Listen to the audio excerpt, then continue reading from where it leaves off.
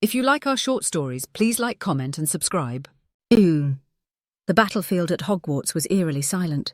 Bodies lay strewn across the ground, and the air was thick with the acrid smell of smoke and the metallic tang of blood.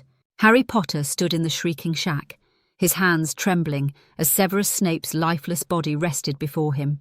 The vial of shimmering silver memories in his hand seemed impossibly heavy, as if it contained not just the final thoughts of a man, but a lifetime of secrets waiting to be revealed. Harry's heart pounded as he poured the memories into the pensieve back in Dumbledore's office. As he leaned in, the world shifted around him, and he was plunged into Snape's past.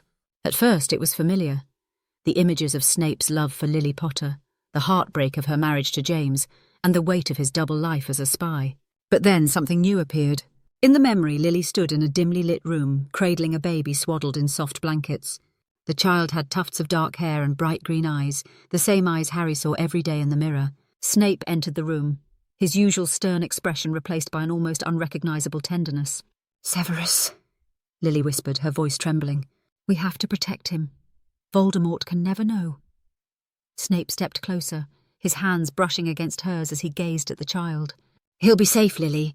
I'll make sure of it, but—" His voice faltered. "If James ever finds out—" "He won't," Lily said firmly. "This is our secret, for his sake." The memory shifted abruptly, and Harry's surroundings blurred until he found himself in another scene. Lily was handing the child to a woman with sharp, intelligent eyes. "Take him far away," Lily said. "Don't let anyone know his true parentage, not even Severus." Harry stumbled back from the pensieve, his mind reeling. "Snape had a son," he muttered to himself. "And my mum—" The words felt impossible to say, yet undeniable. He stared at the swirling silver liquid in the pensieve. What had Lily done, and where was this child now? Back in the Gryffindor common room, Harry couldn't shake the images from his mind. The flickering firelight cast shadows across Hermione and Ron, who sat across from him. "It doesn't make sense," Harry said. Why would they keep this a secret? From everyone?" Hermione's brow furrowed as she sifted through the pile of parchment on the table. "Maybe they had no choice," she said. Voldemort was hunting families connected to the prophecy. If he found out Lily had another child, it would have put them all in even greater danger. Ron leaned forward, his face pale. "So you're saying there's a chance this brother of yours is still alive, somewhere out there?" "It's possible," Hermione interjected. "But we'll need more than memories to track him down. We'll need records, clues, anything Snape or Lily might have left behind." Harry nodded, determination settling over him like a cloak. "Then we start there. If he's out there, I'm going to find him." The trio's search led them deep into the archives of the Ministry of Magic. Hours turned into days as they combed through dusty ledgers and forgotten files. Finally, Hermione's gasp broke the silence. "Here it is!" she exclaimed, holding up a yellow document. "A child registered as Sebastian Prince, placed in a magical orphanage shortly after Voldemort's rise." Harry's stomach churned. "Prince," he murmured. "Snape's mother's name. It fits," Hermione said. "But the trail goes cold after he left the orphanage at 16. There's no record of where he went." Ron frowned. "So what now? We're just supposed to hope he left a forwarding address?" "No," Harry said firmly. "We keep looking. If he's alive, there has to be someone who knows where he went." Their next lead came from a secluded wizarding village. An old caretaker at a magical inn remembered a boy named Sebastian. "Quiet lad," the man said, stroking his beard. "Brilliant with potions, but troubled. Left here years ago, said he needed to find his own way." It was a thin lead, but it was enough to keep Harry's hope alive. Their search led them to a small stone cottage on the edge of a dense forest. The windows glowed faintly with candlelight, and the air smelled of herbs and simmering potions. Harry's heart raced as he knocked on the door. When it opened, he found himself face to face with a man who could have been Snape's younger reflection. Sharp black eyes, pale skin, hair that fell messily over his face. The resemblance was uncanny. The man's voice was cold as he asked, "Who are you, and what do you want?" Harry swallowed hard. "My name is Harry Potter," he said. "I think we need to talk." The interior of the cottage was modest, but it radiated an air of quiet solitude. Shelves lined the walls, crammed with ancient tomes and jars filled with unknown ingredients. A cauldron bubbled faintly in the corner, emitting a soft glow. Soren Prince, now sitting stiffly in a worn armchair, stared at Harry with a mix of suspicion and reluctant curiosity. "So, Soren began, his voice sharp. "You claim to be my brother. Start explaining." Harry hesitated, unsure where to begin. "I didn't know about you until recently," he admitted. "Snape, our father, left me memories before he died. In them, I saw the truth about you, about Mum." Soren's expression tightened at the mention of Lily. "And why should I believe you? You're the boy who lived, the golden child of the wizarding world. What could you possibly know about the kind of life I've had?" "I don't," Harry said honestly. "But I want to. Look, I didn't ask for any of this, and I know you didn't either. But we're family. Don't you want to know more about them? About why they did what they did?" For a moment, Soren's gaze softened, and Harry caught a flicker of vulnerability in his eyes. But it was quickly replaced by a defensive glare. "I know enough. Snape abandoned me to keep his precious secrets. And Lily, your mother, she handed me off like some inconvenient package. Why would I want to know more?" Harry felt a pang of guilt and anger. "They didn't abandon you. They were trying to protect you. Voldemort was after them. He would have killed you if he knew who you were." Soren scoffed. "And yet here you are, alive and celebrated, while I spent my life in obscurity. Convenient, isn't it?" As the night wore on, Harry shared everything he knew about their parents, from Lily's courage to Snape's sacrifices. Soren listened in silence, his expression unreadable, until Harry mentioned Snape's death. "He died protecting me," Harry said, his voice heavy. "He loved Mum until the end, and he made sure I knew it. But he loved you too, even if he couldn't show it." Soren's hands clenched tightly around the armrests of his chair. "You speak as if you knew him. But you hated him, didn't you? Until you learnt the truth." Harry flinched. "I did.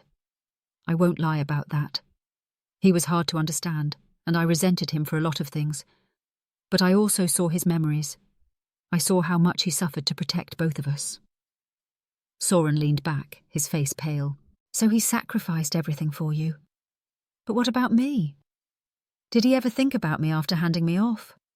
"He did," Harry insisted. "In his own way. He kept you hidden because it was the only way to keep you safe." Soren's jaw tightened, his hands gripping the chair. For a moment, silence hung between them, heavy with unspoken pain. Before Soren could respond, a loud crack echoed from outside. Harry instinctively grabbed his wand and exchanged a glance with Soren, who was already on his feet. "Death Eaters," Soren muttered. "They've been hunting me for years." "Why?" Harry asked, moving toward the door. "They think I'm a legacy of Snape's power," Soren replied bitterly. "A weapon they can use." The two of them stepped outside, where a group of cloaked figures stood under the pale moonlight. The leader, a tall figure with a scarred face, sneered at them. "Well, well," the man drawled. "Soren, Prince! And is that Harry Potter with you? This is better than I could have hoped." Harry raised his wand. "Leave now and you won't get hurt." The man laughed. "Oh, Potter, always so noble. But we're not leaving without him." He pointed at Soren. "The Dark Lord may be gone, but his ideals live on. And with the son of Severus Snape by our side, we'll bring them to life."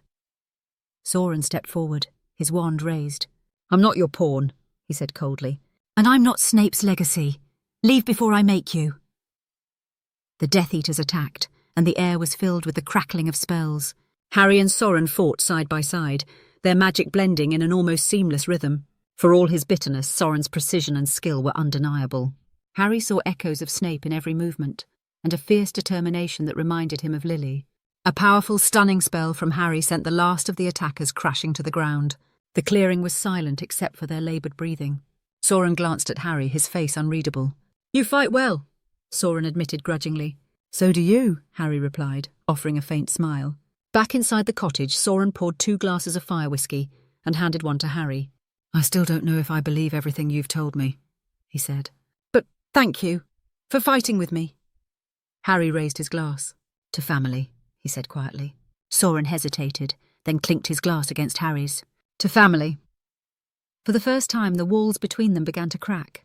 But as they drank in silence, Harry couldn't shake the feeling that their journey was far from over. The following morning, sunlight filtered through the small windows of the cottage, painting the room in warm hues.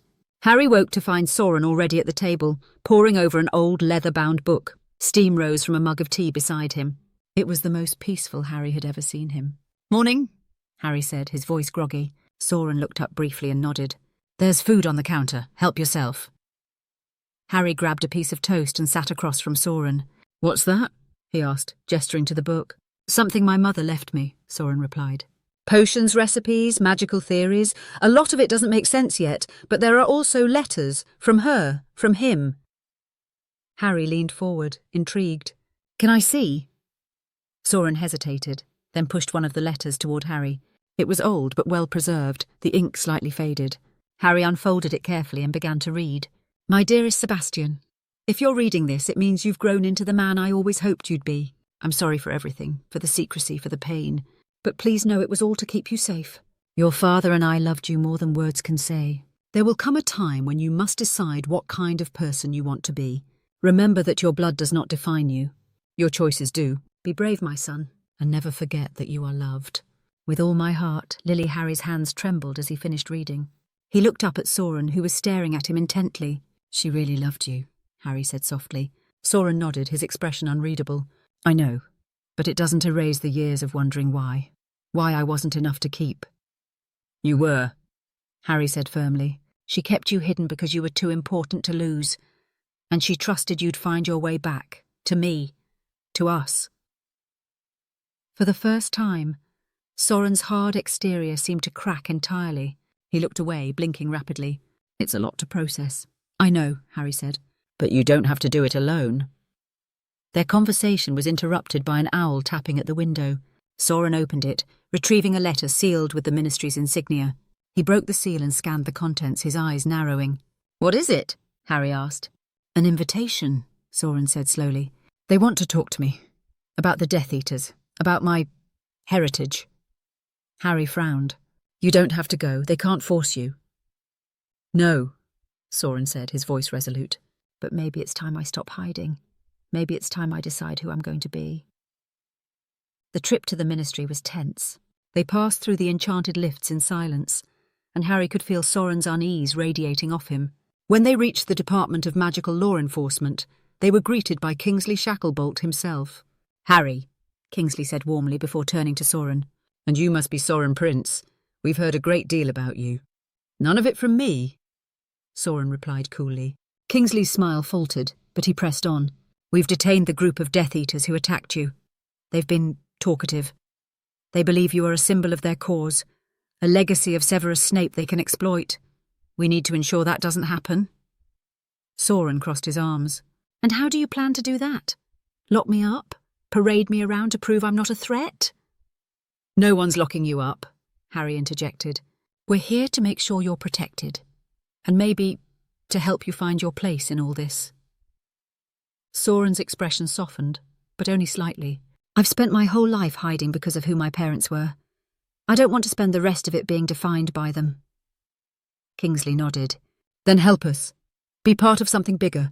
We're rebuilding the wizarding world, and voices like yours, people who understand the grey areas, are exactly what we need. After hours of discussion, they left the ministry with a tentative agreement. Soren would work with the Department of Magical Education to rewrite the narrative around his parents' legacies, particularly Snape's contributions to the war.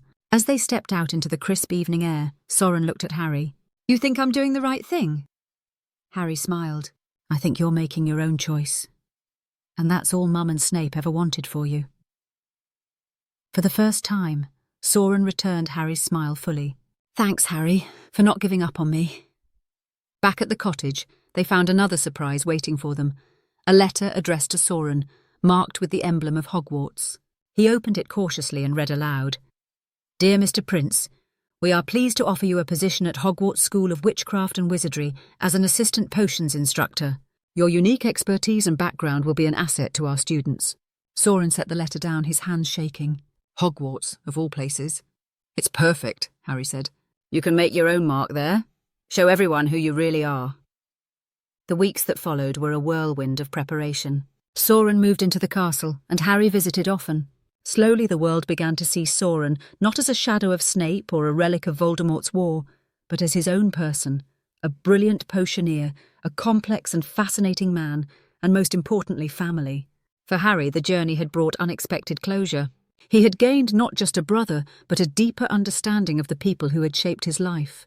And for the first time in years, he felt the weight of his past begin to lift. As he stood in the great hall, watching Soren demonstrate a complicated potion to a group of wide-eyed students, Harry couldn't help but smile. Together, they had turned the pain of their shared history into something new, something hopeful, and for the first time, he truly believed in the future they could build, together.